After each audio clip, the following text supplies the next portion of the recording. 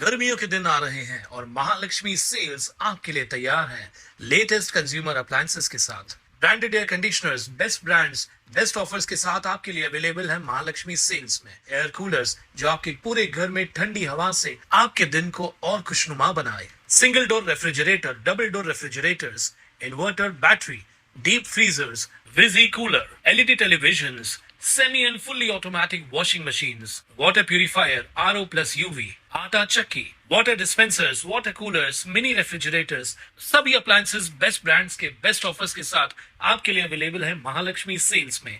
Ulhasnagar camp 5 येथील Kailash colony परिसरात गुरुवारी सायंकाळी झालेल्या तुफानी गोळीबार आणि दुहेरी हत्याकांड प्रकरणात पोलिसांकडून आतापर्यंत 8 जणांना अटक करण्यात आली आहे। सागर पाटीलसह 4 आरोपींची रवानगी आधारवाडी कारागृहात करण्यात आली आहे। प्रणय निकमसह 4 जणांना सोमवारपर्यंत पोलीस कोठडी सुनावली आहे। मागील आठवड्यात जुन्या वादातून झालेल्या या रक्तरंजित घटनेत सख्खे भाऊ अनिल हरकेश चौहान आणि अमन हरकेश चौहान यांचा गोळी लागून मृत्यू झाला होता, तर अर्जुन सूरजबली चौहान हा गंभीर जखमी झाला होता। पोलिसांनी घटनास्थळी मोठा बंदोबस्त तैनात करून परिसरातील सीसीटीव्ही फुटेज ताब्यात घेत तपास सुरू केला।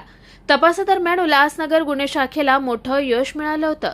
गुन्ह्याच्या दुसऱ्याच दिवशी गुन्हे शाखेने शेखर बिराजदार आणि अजय राव यांना अटक केली, तर तिसरा आरोपी अजित शेख याला हिललाईन पोलिसांनी ताब्यात घेतलं होतं।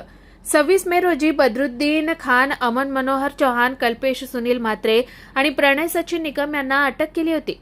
शनिवारी शेखर बिराजदार, अजय राव, अजित शेख आणि सागर पाटील यांना न्यायालयात हजर केलं असता त्यांची रवानगी आधारवाडी कारागृहात झाली आहे।